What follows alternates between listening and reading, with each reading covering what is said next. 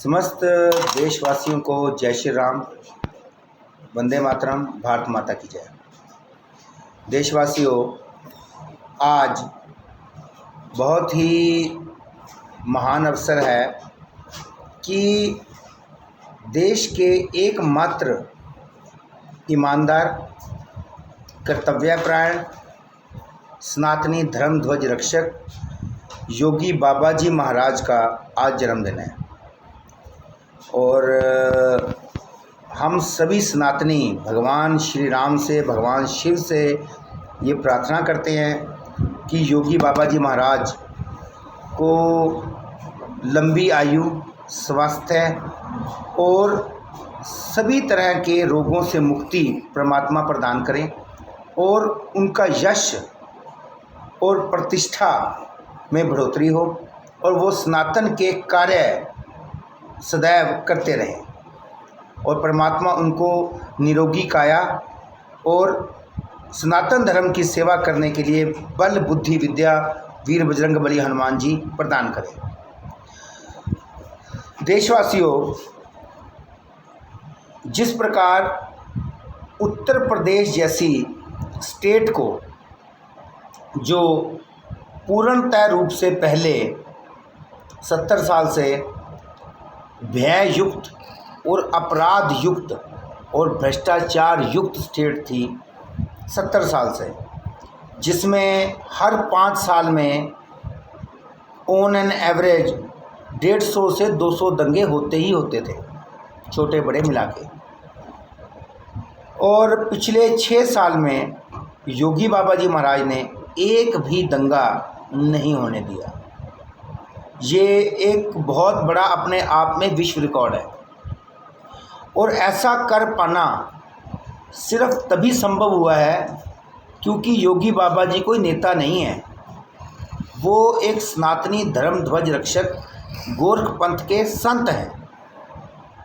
और संत ही देश की आधारशिला शुरू से रहे हैं, आदि अनादिकाल से। और योगी बाबा जी ने महात्यागी राजा भरत, महात्यागी राजा हरिश्चंद्र, राजऋषि राजा जनक और न्यायप्रिय भगवान श्री रामचंद्र जी के आदर्शों को आत्मसात किया और गोरख पंथ से दीक्षित होने के बाद उन्होंने सनातनी समाज की पुरजोर मांग पे, सनातनी समाज द्वारा अपील किए जाने पे वो राजनीति में आए और आज उनके सत्कर्मों का प्रभाव ये है कि देश का समस्त सनातनी समाज उनके कार्यों द्वारा, उनके सत्कार्यों द्वारा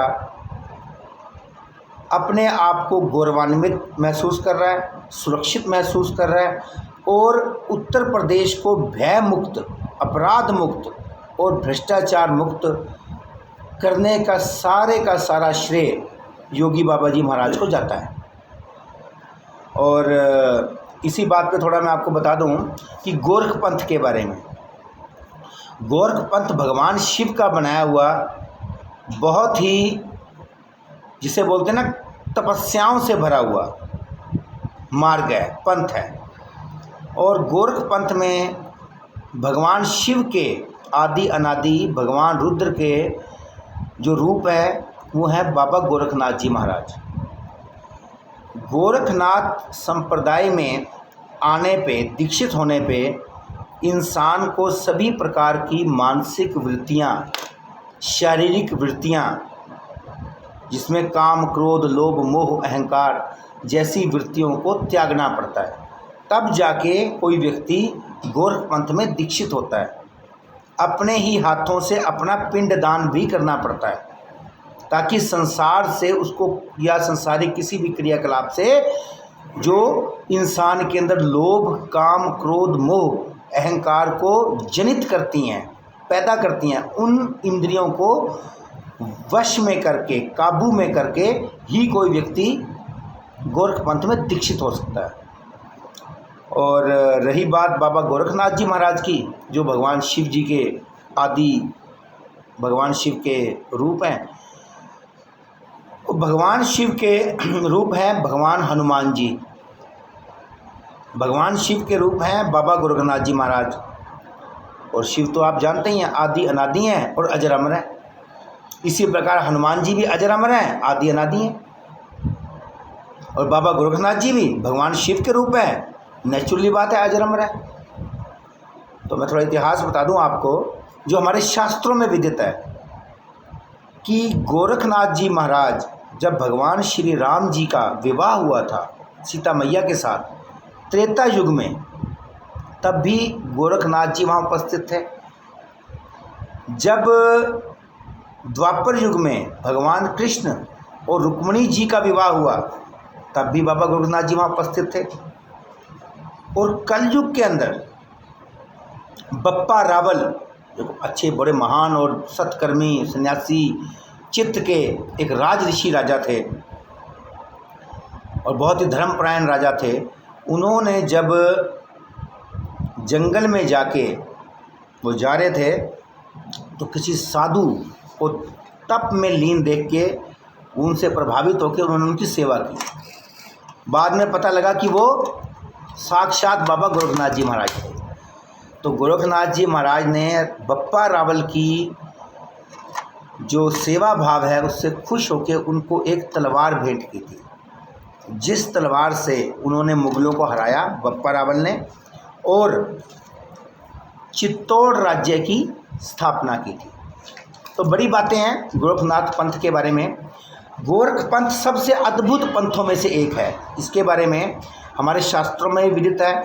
बड़े बड़े जो दर्शन शास्त्री हैं उन्होंने भी कहा है कि गोरख पंथ एक ऐसा पंथ है जिसके अंदर प्रबल संभावना है इनलाइटन आध्यात्मिक व्यक्तियों को क्या कहते हैं कि आगे बनाने की। अध्यात्म में जो आज के कलयुग के समय में गोरख पंथ एकमात्र ऐसा पंथ है जिसमें सबसे ज़्यादा संभावना है व्यक्तियों को आध्यात्मिक बनाने की। ये दर्शन शास्त्री ओशो भी कह रहे थे और मैंने शास्त्रों में भी पढ़ा हुआ है। तो मेरे कहने का भाव सारा ये है कि जो हमारा सनातनी गोरख पंथ है वो हमारे सनातन की रीढ़ है आज के समय में। आज के समय में जो सनातन की रीढ़ है वो गोरख पंथ है। इसके अंदर से ऐसे ऐसे हीरे निकलेंगे और निकल रहे हैं जो धरती पे पूरे विश्व में अपनी आध्यात्मिक शक्तियों का, अपने विचारों का, अपने सत्कर्मों का लोहा मनवाएंगे। ये शास्त्रों में विदित है और कई मनीषियों ने, धर्मशास्त्रियों ने और विद्वानों ने इसके बारे में बहुत कुछ बोल रखा है। चलो एनीवे, तो आज की वीडियो बनाने का सिर्फ भाव ये है कि उसी गोरख पंथ में से हमारे योगी बाबा जी महाराज आए हैं और जिन्होंने इस भारत के अंदर बहुत ही कम समय के अंदर एक इतने बड़े प्रदेश को जो पाकिस्तान से जनसंख्या और क्षेत्रफल में बड़ा है यानी कि उत्तर प्रदेश, उसको पूर्णतः भय मुक्त, अपराध मुक्त और भ्रष्टाचार मुक्त किया है। और इस सब का श्रेय योगी बाबा जी को जितना है उतना ही श्रेय उनके सनातनी गोरख पंथ को है। तो हम भगवान गोरखनाथ बाबा जी से, जो भगवान आदि अनादि शिव के रूप हैं, उनके चरणों में प्रार्थना करते हैं, भगवान शिव के चरणों में प्रार्थना करते हैं, वीर बजरंगबली हनुमान जी के चरणों में प्रार्थना करते हैं, आदि शक्ति माँ जगदम्बा के चरणों में प्रार्थना करते हैं कि भगवान योगी बाबा जी को लंबी उम्र, अच्छा स्वास्थ्य और शक्ति, बल, बुद्धि, विद्या प्रदान करे ताकि वो इसी तरह से सनातनी समाज की, हमारे भारतवर्ष की सेवा करते रहें। जय हिंद, जय भारत, भारत माता की जय। योगी बाबा जी को नमन। जय श्री, जय श्री।